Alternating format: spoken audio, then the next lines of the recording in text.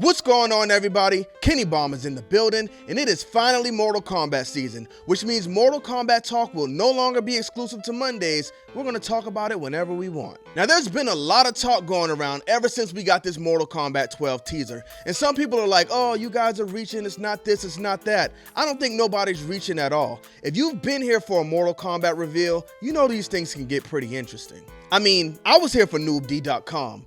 If you don't know what noobd.com is, then you can't go around telling people what's possible and what's reaching because you're not experienced enough. If you do know what noobd.com is, let me know in the comment section because I want to see who's really tapped in. But that's not what we're here to talk about today. Today, what we're here to talk about is this grain of sand that some people call a rock.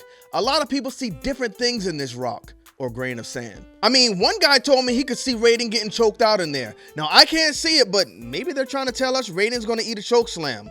I don't know, but there's one thing I can see, and this would actually make a lot of sense since they are apparently rebooting the story again. So let's talk about it. But first, if you're excited for this Mortal Kombat 12 announcement, drop a like on this video. And if you want to stay tapped in with the coolest bomb on YouTube, be sure to smash that subscribe button. Now let's get into it.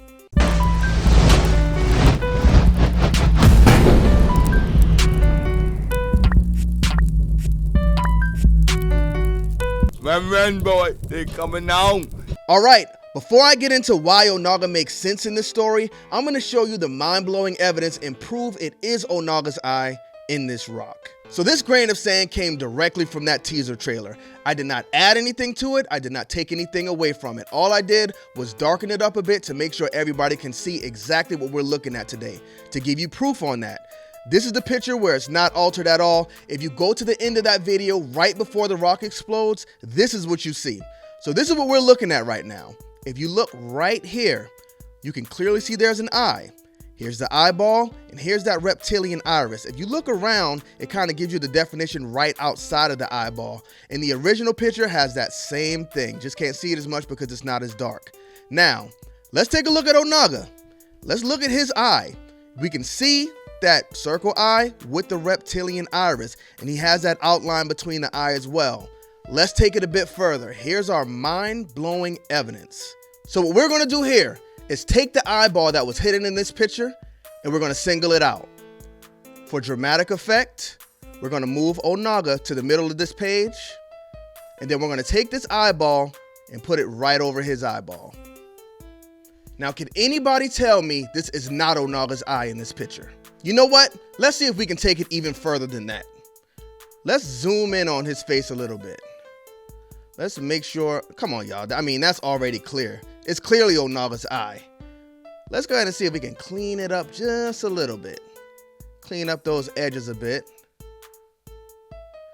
Look at it, y'all. That's Onaga's eye 100%. Let's zoom back out. That's 100% Onaga's eye in that grain of sand. And it actually makes sense. Here's why.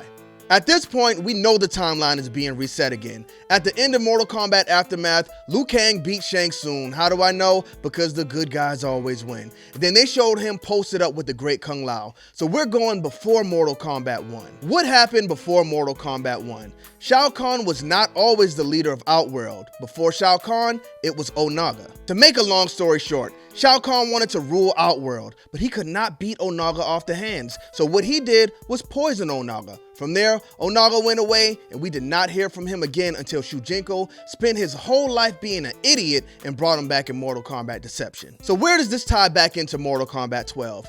As stated earlier, Liu Kang was seen in the Great Kung Lao era at the end of Mortal Kombat Aftermath. Around this time, Onaga was likely the king of Outworld, and he was going crazy.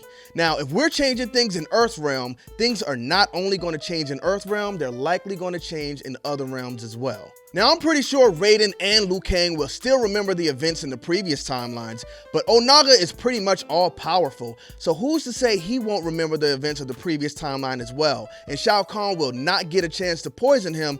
Therefore, Onaga can kill Shao Kahn, or they can form the new Deadly Alliance, and it's going to be trouble for Earthrealm if that's the case. But if this comes true, I'm glad to see Onaga come back in Mortal Kombat. Definitely one of the best bosses in Mortal Kombat history. I hate that we only saw him in Deception and Armageddon, and it's definitely time for him to make a comeback. As long as they keep Shinnok out of it. Did y'all know Shinnok is Raiden's father? That's crazy.